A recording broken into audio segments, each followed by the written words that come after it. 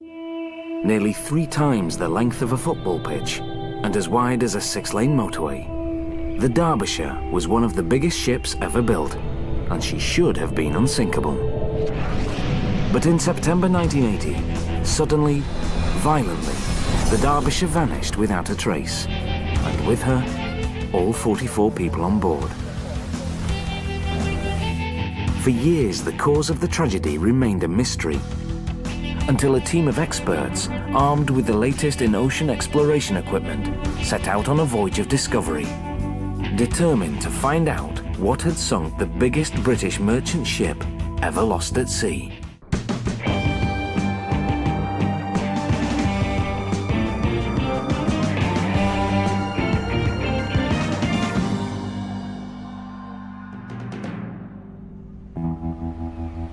The 11th of July 1980, Sept-Îles, Quebec.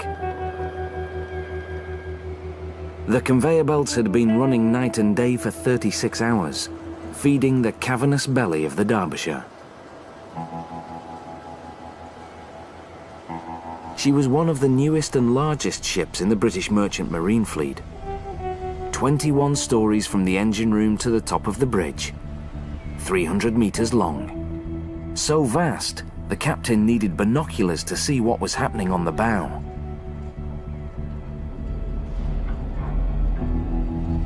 She had 9 cargo hatch covers, each the size of a tennis court and weighing 30 tons.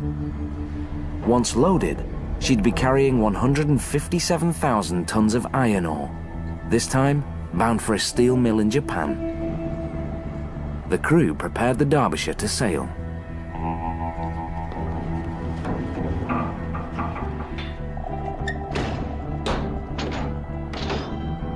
For the 42 crewmen and 2 wives on board, this would be home for the next 2 months. Peter Lambert of Liverpool had been crewing bulk carriers for 2 years. He first went to sea at the age of 17. He could not have known that this would be his last voyage.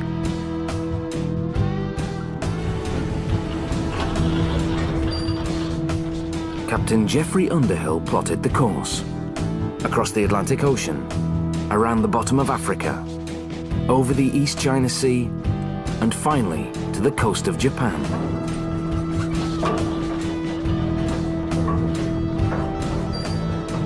But they would never reach their destination. The voyage would end in one of the most mysterious disasters in seafaring history. The 6th of September 1980.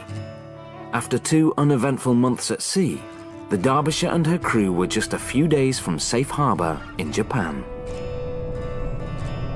But the weather suddenly took a turn for the worse.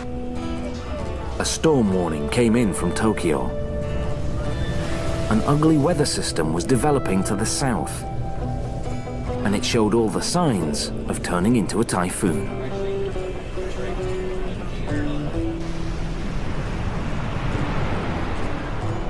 This massive thing that is sitting there and is coming towards you. Robin Williams was one of the key investigators who would help unravel the mystery of what happened to the Derbyshire. Typhoons are monster weather systems, 500 miles across. It doesn't creep up on you in the dead of night. It's not like that. It's there on the horizon, and you know it's there. 21 hours later, just after midnight, the tropical storm had just been upgraded and was given a name, Typhoon Orchid. It was headed straight for the Derbyshire. More than 300 kilometers from the center of the storm, the massive ship was outside the danger zone, but not far enough to escape the ferocious winds and seas. What's it like to be that close to a typhoon? You get spume coming off the swell tops, you get horizontal rain. Nigel Malpas, former chief officer of the Derbyshire and perhaps the luckiest man alive. He was supposed to have been there with his crewmates on the Derbyshire's last fatal voyage. By a quirk of fate, the orders never reached him. but just a year before, Malpas had sailed her on the same route. Through the seas, sailors called Typhoon Alley. We would see green water coming over the forward end, running down the deck, going over the side, draining away. We would see spray coming up and probably hitting the bridge fronts here. Inside, Peter Lambert and his 43 crewmates did the only thing they could: wait it out. But the Derbyshire was so huge that even in the roughest seas, the crew barely felt her moving. There is a great sense on a big ship like that where you feel cocooned in some way. You are protected from the elements by being inside. You have this overwhelming feeling that this is the centre of the universe at times. The 8th of September. By then, the storm was so intense, visibility had dropped to 0. Captain Underhill was relying on the shore authorities to advise him on the course of the typhoon. But the weather updates from Tokyo and Guam weren't much help. Each had Orchid in a different position and moving in a different direction. Most typhoons follow a predictable course and blow over in 6 hours or so, but not Orchid. This typhoon was moving erratically, sometimes doubling back on itself. And worse, it hadn't let up in 36 hours. For the first time, everyone on board could feel the ship start to pitch.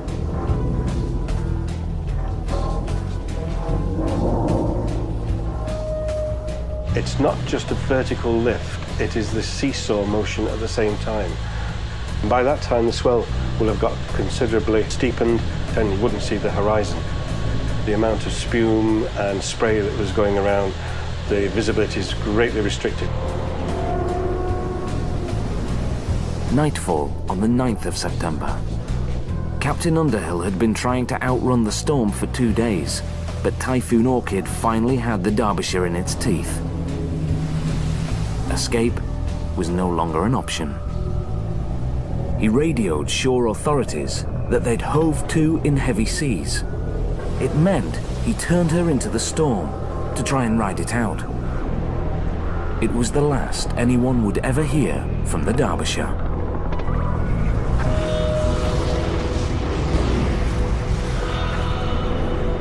Sometime in the next few hours, the Derbyshire disappeared. I have to say they were all my friends.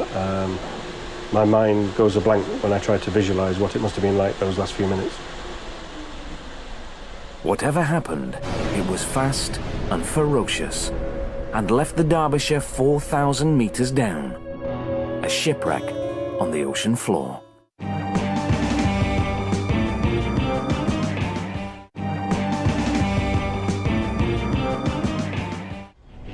The Derbyshire, a British merchant ship so enormous she had to be built in sections and then pieced together. Sometime during the night of the 9th of September 1980, she sank in a violent typhoon off the southeast coast of Japan. No mayday was ever heard. In Liverpool, families of the crew learned there'd been trouble at sea. But when Peter Lambert's brother got the news, he still had hope that the Derbyshire and her crew would be found safe. Well, the phone call was that they'd lost contact with the Derbyshire. She'd been in rough seas, the mast had probably been broken, they can't radio out, and everything will be okay.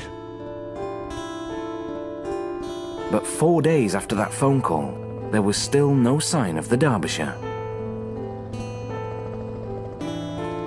Then, in the East China Sea, a search plane spotted an oil slick 65 kilometers from her last known position. It wasn't much to go on, but it was the first piece of evidence that the Derbyshire had sunk. I mean, this was a brand new ship, massive ship.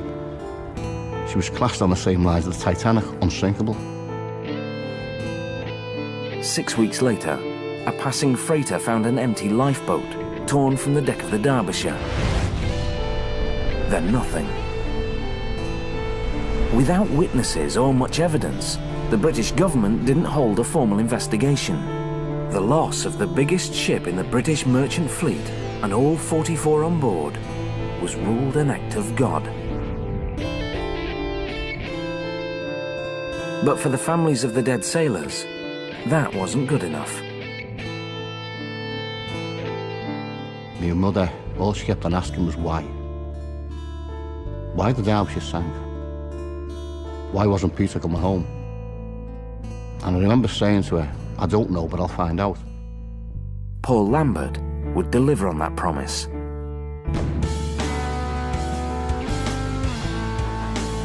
Before he was finished, the hunt for the Derbyshire would become the most ambitious underwater investigation in history.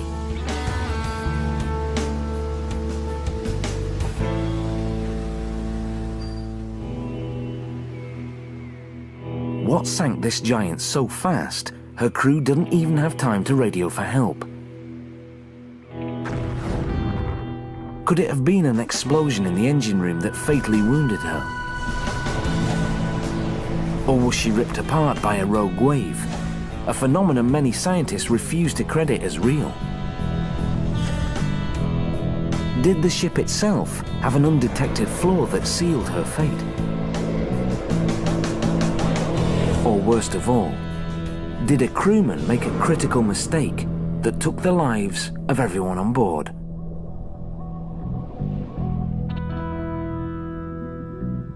The evidence that might hold the answers lay buried 4 kilometers beneath the surface of the sea, and it almost stayed buried forever. It took 7 years, but then, in November of 1986, another disaster at sea changed everything. The Kowloon Bridge, one of the Derbyshire's sister ships, identical in design and construction, ran aground off the coast of Ireland. Divers discovered a massive crack in the hull, caused by the failure of one of the 300 steel ribs that formed the skeleton of the ship. Frame number 65.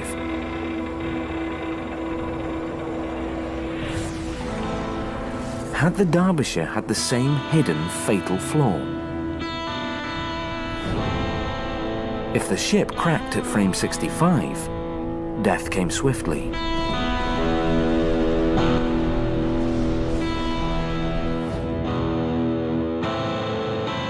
If she had done, it would have been a brittle fracture, which would have took 1 second to snap that ship in half, and for the accommodation part, where everybody was, to sink.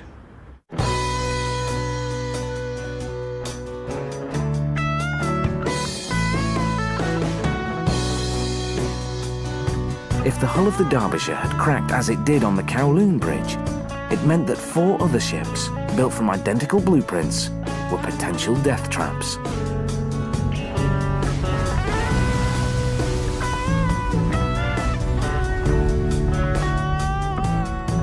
The only way to know for sure was to find the wreckage of the Derbyshire.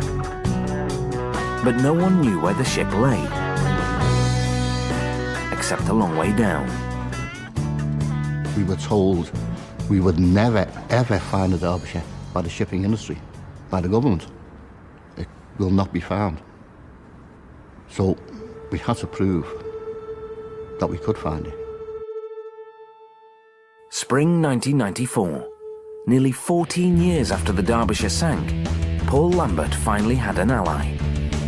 The Seafarers Union had agreed to put $1 million into an expedition to find the Derbyshire.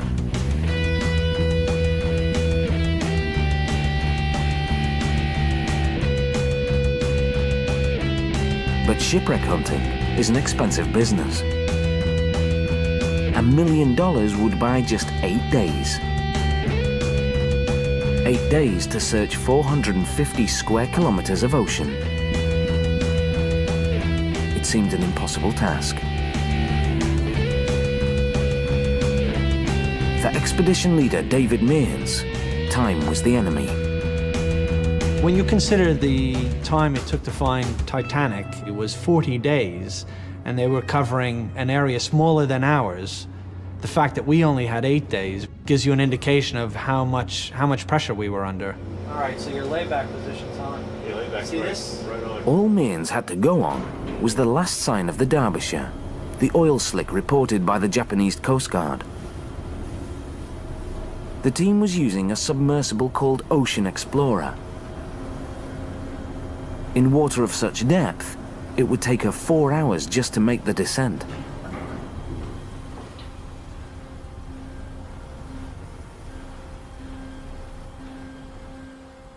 They maneuvered the Explorer over the ocean floor, emitting a sonar beam that painted a picture of what lay deep below.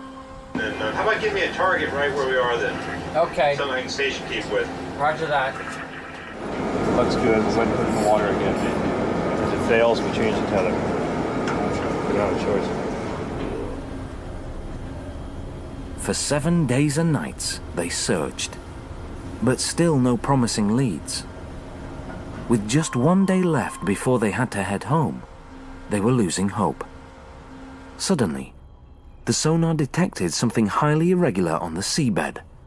As soon as we started picking up the first pieces of debris, it was very clear that, we were talking about something was man-made. This wasn't geological. It was definitely man-made. Whatever it was huge, covering an area more than 2 kilometers in length. Difficult to say. David, go back to the white spot. We'll go ahead and print all these out so you can see comparable. But what was it? The sonar images proved nothing.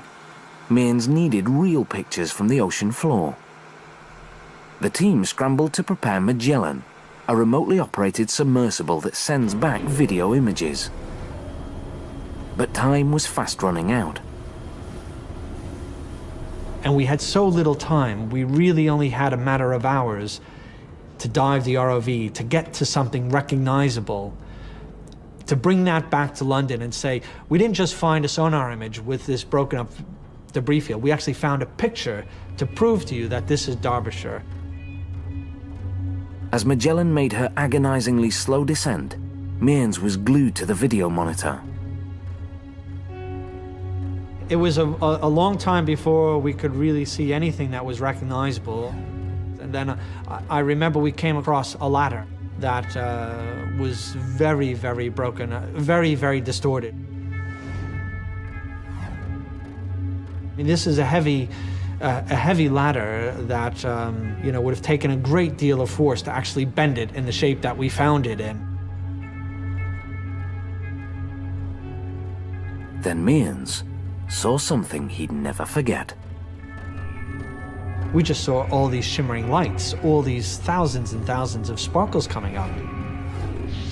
These very small fragments of iron ore that are almost like diamonds in the way that they have facets.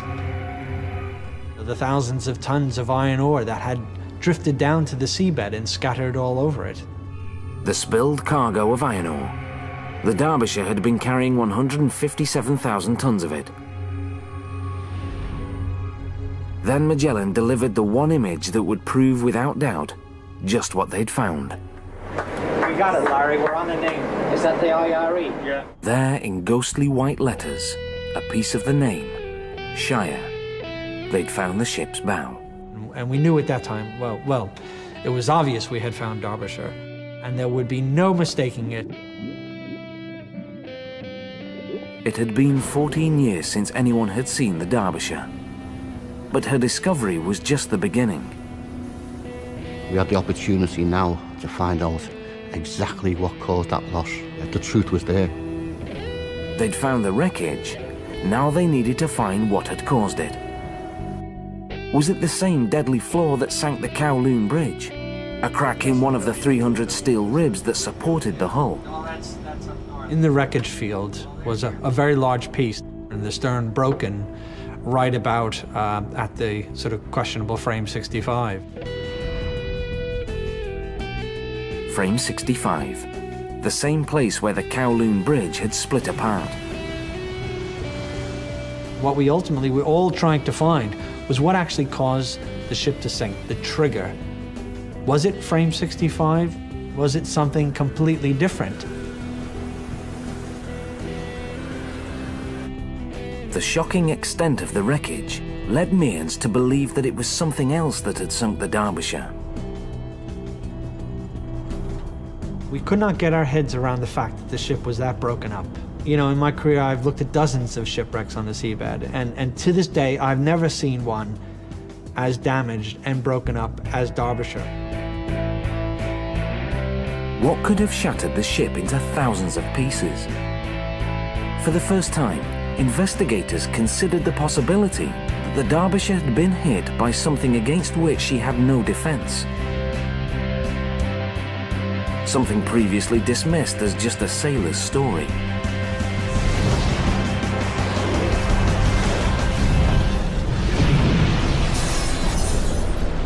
Whatever happened to the Derbyshire, it must have been something fierce and unexpected. Why else wouldn't the crew have radioed for help? Conventional wisdom holds that even gale force winds can't produce waves higher than 15 meters. But what if the Derbyshire ran into something much bigger? Some monster coming up over the bow and swamping the fore end of the ship. Douglas Faulkner has spent his lifetime designing ships. He believes what sank the Derbyshire was a rogue wave, a wall of water the size of a 10-story office block. Scientists say they shouldn't exist at all, but sailors say they're wrong.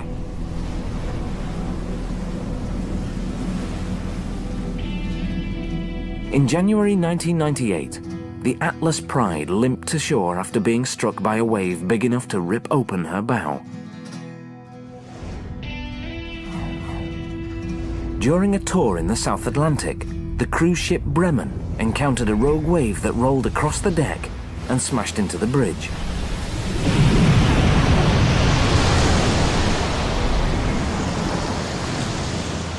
Could the Derbyshire have encountered a similar monster? It was a very realistic possibility. I've been involved with rogue waves for 40 years, and I've always believed it. And I actually created rogue waves within the test tank. In the test tank at the Oceanographic Institute in Hanover, Germany, scientists generate a scaled-down version of what a rogue wave might look like. On the ocean, wind creates waves. Here, they simulate the effect with a huge steel wall driven by hydraulics.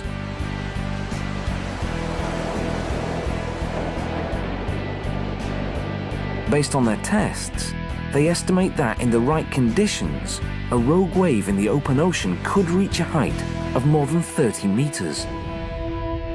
But what are the chances of actually encountering one at sea? You have to be at the wrong place at the wrong time. They don't travel for 100 miles and catch all the ships in the way. The majority of that type of wave is something very transient, only exists for a couple of minutes. In 1995, the QE2 met one in the middle of the night. Captain Bill Warwick reported damage inflicted by a rogue wave he estimated to be 30 meters high. In Captain Warwick's words, the white cliffs of Dover approaching the ship like a fast train and breaking over the bows of the ship. Bulk carriers like the Derbyshire ride low in the water, and they're only designed to withstand the impact of 15-meter waves hitting the deck. But Typhoon Orchid was a prime breeding ground for rogue waves twice that size. The longer the wind blows, the higher the waves. And Typhoon Orchid raged for an unprecedented 36 hours. You have in these typhoons a lot of what we call crossing seas, and they come up like pyramids and may have several thousand of tons in just the crest of the pyramid, and that can do a lot of damage. A rogue wave crashing down on the Derbyshire with thousands of tons of water might have inflicted enough damage to sink her.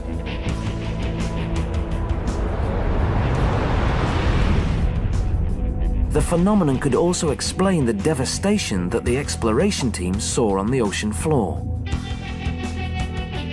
Faced with so many unanswered questions, the British government opened a formal investigation.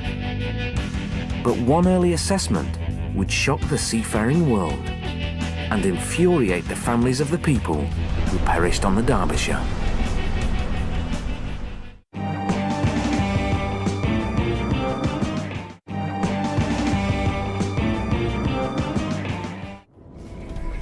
17 years after the massive British merchant ship, the Derbyshire, vanished without a trace. Investigators still had no answers for the families of those who'd perished with her. So I think for peace of mind, not just for me, but for all the families, we needed to find out why the Derbyshire was lost, and 44 people had lost their lives. Thanks to the persistence of Paul Lambert, the extraordinary footage of the wreckage site, and the rupture of the sister ship, the Kowloon Bridge, the British government agreed to launch a full-scale investigation. Was it a rogue wave that took the Derbyshire?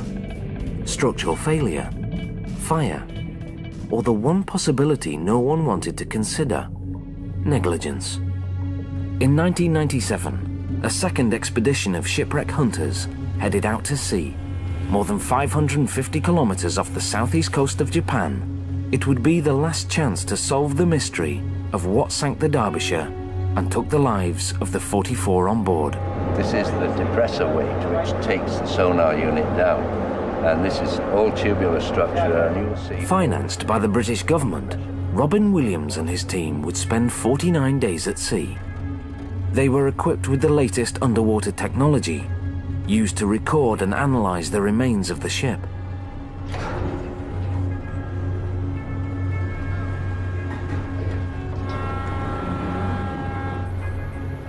It was a vast wreckage field, 2 million square meters, a testament to the terrible force of nature that tore her apart. Yeah, this is going to be difficult only because... It's equivalent to 17 tons of TNT.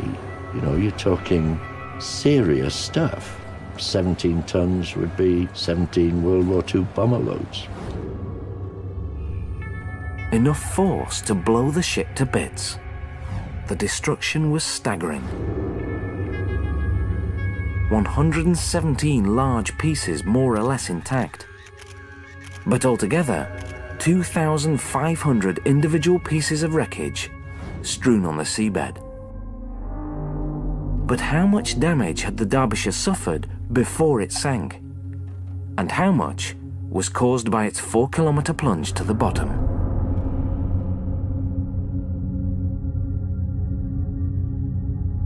The sinking process had so much power that it could twist 2-inch thick plates of steel like a towel and twist it into all sorts of grotesque shapes. With such a large wreckage field scattered so deep, the underwater investigation would be ambitious. Any hope of success lay with Argo 2, the successor to the submersible that had found and photographed the Titanic a decade earlier. For 22 days and nights, Argo was towed over the wreckage field, its cameras snapping photographs every 13 seconds.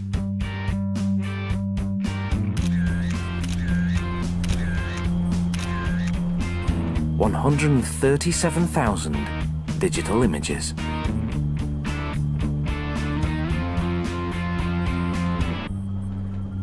By superimposing them in a process called mosaicing, the team built a 3-dimensional puzzle of the wreck. But that was just the start. Wherever you are, you will only ever see one piece. So you need to know roughly what that piece is. You need to know where it is in the context of all the other pieces of the jigsaw.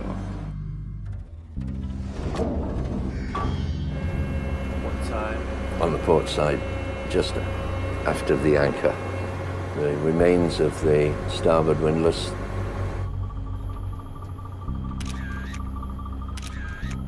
Using the photographs like a roadmap of the wreckage site, investigators sent down a second submersible, equipped with a bank of lights and a high-resolution video camera.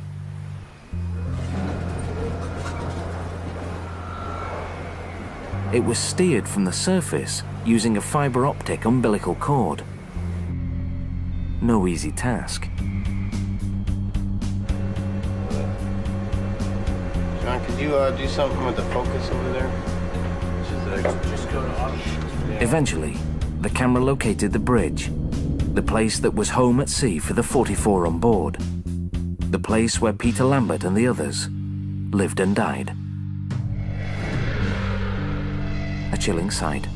Have a look, see the damage, have a look at that, and then come around and have a look at that, please. The accommodation had been ripped off and was lying in a heap on the seabed. It was just an eggshell. There was nothing inside. It was almost unrecognisable. But to the former chief officer who'd once sailed on the Derbyshire, the images were both familiar and haunting. It was a very moving experience to look at the underwater wreckage site and think, well, that's where I used to sit and have my coffee.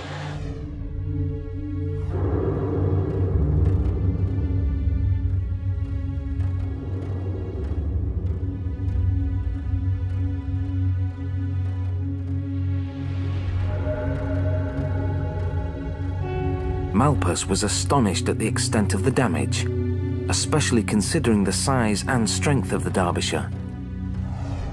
This is the anchor cable and starboard windlass. It's massive in size and heavy in construction.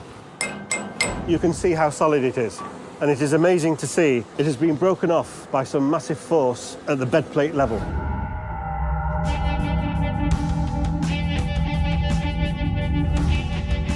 This is the foremast, and on the underwater video evidence, it no longer exists as part of the ship. Cropped it off down at the deck level.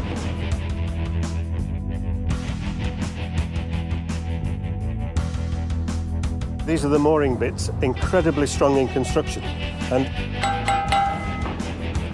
these are no longer intact. The sheer weight of the water has either exploded them or crushed them down to pancake level.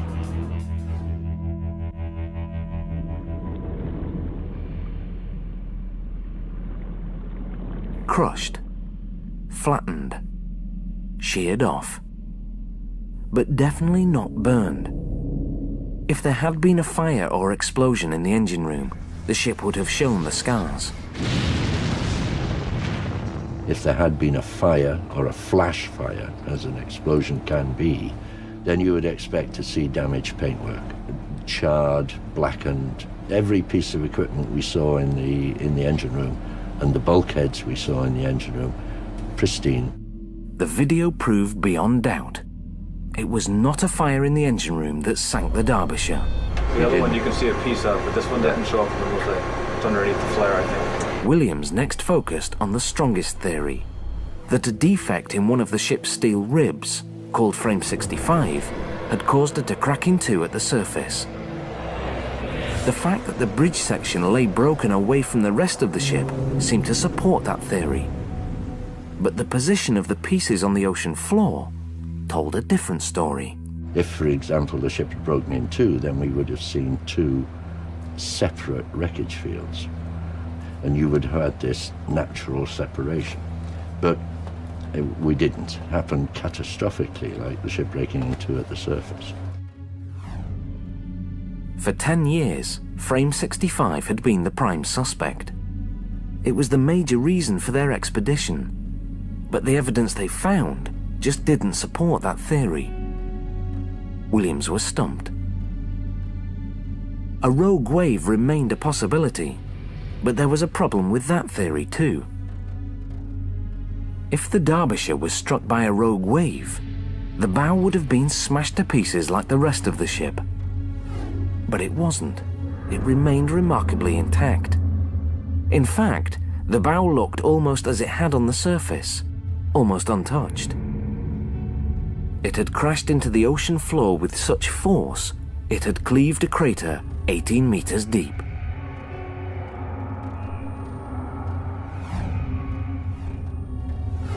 Yet unlike the rest of the ship, the bow had survived the 4-kilometer plunge without being crushed by water pressure.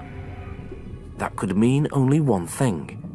The bow was flooded before the ship sank.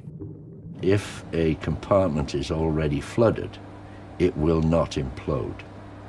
So if there is a break in the structure, as the ship sinks, the water floods in and there's no implosion. So you would expect to see that piece on the seabed pretty well as you would see it on the surface. Williams knew that if the bow had flooded, the Derbyshire would have been doomed. With the added weight in the bow, the waves would have pounded directly onto the cargo hatch covers. They weren't designed to withstand that kind of punishment. First, hatch cover number 1 would have buckled. In this case, 10,000 tons could go straight into number 1 hold. Number 2 hold was empty, another 20,000 tons. And by the time you're at that position, you're sinking. But there was one final mystery. The key to the whole disaster. What caused the bow to flood in the first place? Williams was struck by a single image, a small hatch on the front of the bow. The bosun's hatch led into a cavernous area below deck, a honeycomb of hallways and storage spaces. We want to get a look at that thing that's just going down there, stuck on the manhole cover. What he saw in the video forced Williams to consider the unthinkable. Looking at that evidence, it looked as if it was open at the time of the loss, for whatever reason, and one of those reasons could have been crew negligence. A fatal mistake made by one of the crew? It was the one theory that no one associated with the investigation wanted to hear, but Williams could not ignore it. You couldn't whitewash it, you couldn't hide it, you couldn't put it to one side. You've got to tell it as it is. Back in Liverpool, the news hit like a bombshell. You got some of the families thinking, was my husband or my son the one responsible for not locking down the bosun's store, which caused the initiating event to cause the loss?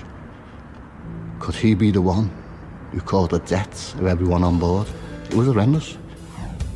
The possibility that the Derbyshire had been sunk by negligence was hard for the families to hear. But no matter how painful, the video evidence from the wreckage site was just too compelling for investigators to ignore. You have to be professional and single-minded about it. You are there to seek evidence, good or bad. But one man knew something others couldn't learn through looking at pictures. The former chief officer, who was supposed to have been on board for the Derbyshire's last fateful voyage. It's just inconceivable to me that any of the crew from Captain Underhill down would have ever gone into conditions approaching typhoon conditions, leaving a forward hatch open. But investigators believed they had found the fatal flaw. Not only was there thick mooring line protruding from one of the hatches, but photographs revealed a thin rope tied around a toggle that was supposed to fasten down the hatch cover. The rope could have prevented the lid from closing securely. But the investigators had it wrong. That thin rope was actually a makeshift security measure invented by the ship's crew, and Nigel Malpas was the only one alive to prove it. When I was on the Derbyshire, this is how we used to put the heaving line around, making a cat's cradle. Heavy seas hitting this lid can cause these to unwind.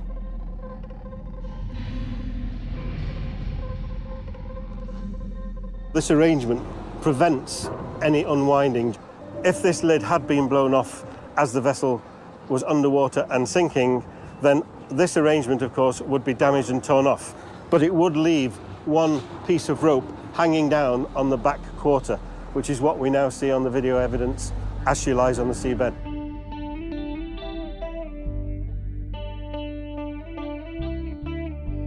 In Liverpool, the revelation brought a huge sense of relief. It took the blame right off, the stigma that the crew were responsible. That gave the families peace of mind. It allowed the families to sleep at night and proved that they did not cause the loss of the Derbyshire.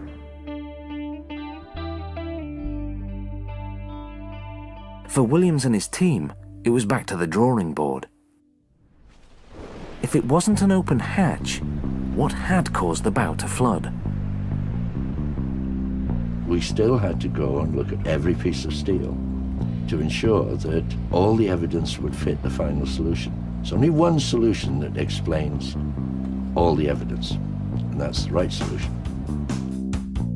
They pored over the images of the sunken bow, looking for anything that seemed out of place. Then, Williams found the answer. A series of small round holes in the deck. Ventilator holes. Less than 1/3 of a metre in diameter, there were a dozen of them in the bow of the Derbyshire.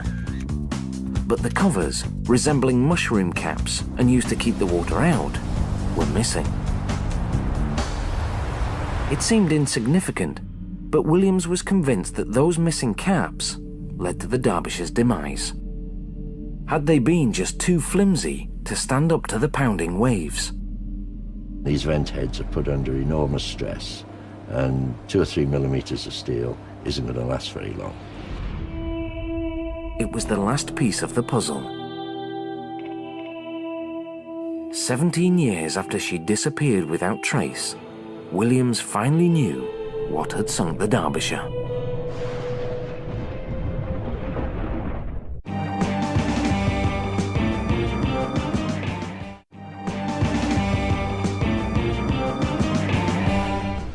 With the discovery that the ventilator caps on the bow of the Derbyshire were missing, investigators could piece together the sequence of events that led to the disaster. This is how it happened. The 8th of September, 1980. The Derbyshire and her crew of 44 were just a few days from their scheduled arrival in Japan when they were caught by Typhoon Orchid. This typhoon was a big, heavy, old lumbering beast. Big waves for a long time. And you can imagine these things beating hell out of that foredeck over 24 hours. Something had to give way. And what gave way were the ventilator caps. Torn away by the waves, leaving a dozen open holes, each less than 30 centimeters in diameter. You still had these big waves coming, and every time the wave passed, a slug of water went down in there. And it was like a dripping tap. It eventually fills the basin. For 36 hours, water slowly flooded the forward storage space. The extra weight meant the ship was riding lower in the water, exposing it to the full onslaught of the waves. The flooding bow was inaccessible from below deck, and in the storm, invisible from the bridge. The captain and crew had no idea it was dragging them down. You've been sitting in this storm for 12, 14 hours, and you've got used to the whole motion going on, and there's a slight change. It doesn't quite come up so far, doesn't rise quite so quickly. So, what is it? It was the ship beginning to go down by the bow. Over a period of time, maybe hours, progressively going down and down. And then suddenly, when it all happened, it would go very quickly. With the bow flooded, the hatches were vulnerable. In the early morning hours of the 10th of September, the first hatch cover suddenly buckled. 10,000 tons of water flooded the first hold, dragging the bow deeper into the oncoming waves. 30 seconds later, hatch cover number 2 collapsed. Then hatch cover number 3.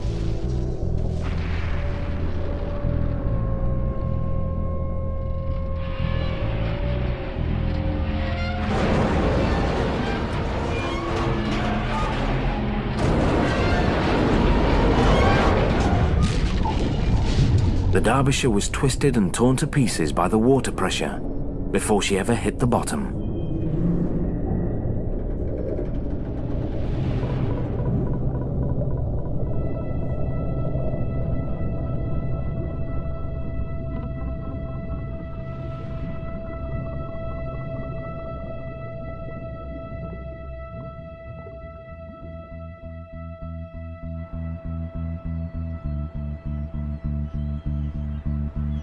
It took almost 20 years to learn what had really happened to the Derbyshire that night.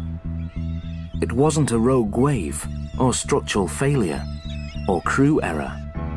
In the end, 12 small holes sealed her fate. None of those who played a role in solving the mystery will ever forget the Derbyshire.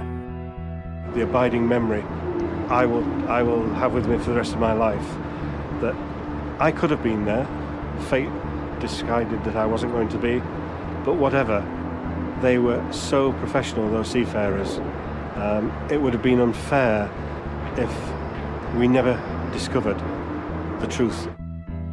We've proved that there's no hiding place anymore, that wherever the ship is lost, we can go and find it, and we can find out what happened to it. Iron ore cargo from MV Derbyshire. And I actually carry this in my briefcase. It means a great deal from the point of view it's the only thing that left, other than the images, that it remains on the surface. And I don't think I could ever let it, you know, I don't think I could let it sort of go away. But more than anything, it was the perseverance of the crew's families that drove the investigation. What Prime Minister Tony Blair called one of the century's greatest feats of underwater detective work. All I can do is look at a picture of my brother with the realisation I'm never going to see him again. Bulk carriers are still sinking. They really haven't learned a lesson from the Derbyshire. So I haven't got peace of mind, because there's going to be more mothers, wives, children crying for their loved ones because they're being lost at sea.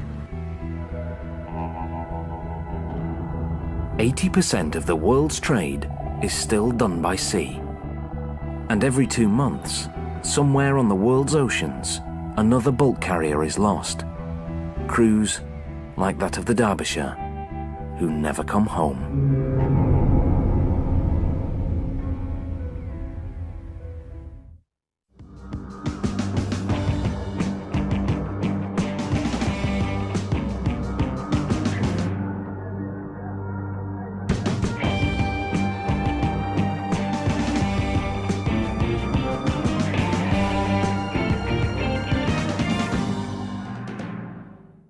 of September 1980.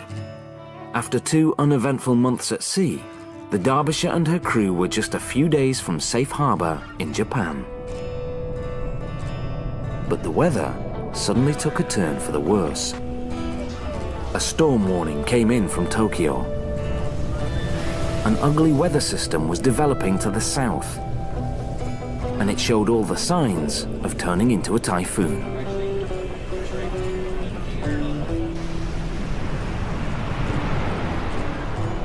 This massive thing that is sitting there and is coming towards you. Robin Williams was one of the key investigators who would help unravel the mystery of what happened to the Derbyshire. Typhoons are monster weather systems, 500 miles across. It doesn't creep up on you in the dead of night. It's not like that. It's there on the horizon, and you know it's there. 21 hours later, just after midnight, the tropical storm had just been upgraded and was given a name, Typhoon Orchid. It was headed straight for the Derbyshire. More than 300 kilometers from the center of the storm, the massive ship was outside the danger zone, but not far enough to escape the ferocious winds and seas. What's it like to be that close to a typhoon?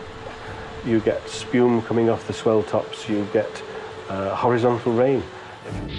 Nigel Malpas, former chief officer of the Derbyshire and perhaps the luckiest man alive. He was supposed to have been there with his crewmates on the Derbyshire's last fatal voyage. By a quirk of fate, the orders never reached him. But just a year before, Malpas had sailed her on the same route. Through the seas, sailors called Typhoon Alley. We would see green. Nearly 3 times the length of a football pitch and as wide as a 6-lane motorway. The Derbyshire was one of the biggest ships ever built, and she should have been unsinkable. But in September 1980, suddenly, violently, the Derbyshire vanished without a trace, and with her, all 44 people on board. For years, the cause of the tragedy remained a mystery, until a team of experts, armed with the latest in ocean exploration equipment, set out on a voyage of discovery, determined to find out what had sunk the biggest British merchant ship ever lost at sea.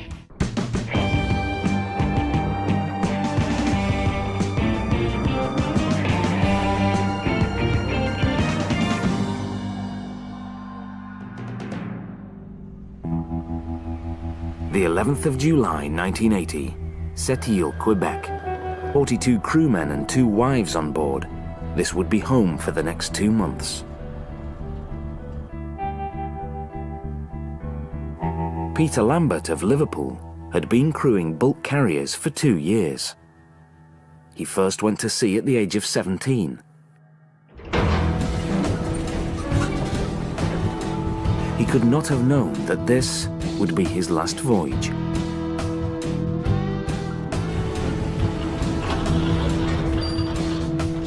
Captain Geoffrey Underhill plotted the course.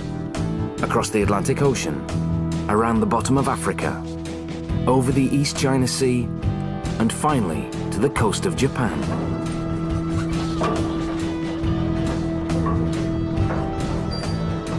But they would never reach their destination. The voyage would end in one of the most mysterious disasters in seafaring history.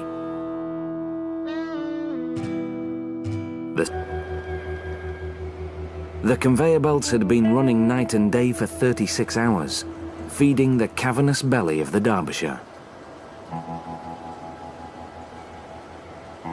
She was one of the newest and largest ships in the British Merchant Marine Fleet. 21 stories from the engine room to the top of the bridge, 300 meters long. So vast, the captain needed binoculars to see what was happening on the bow.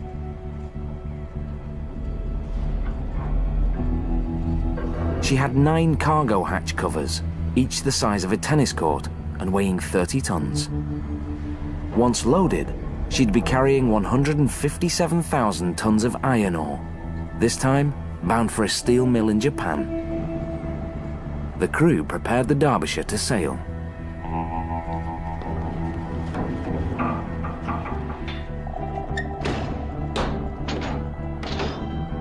For the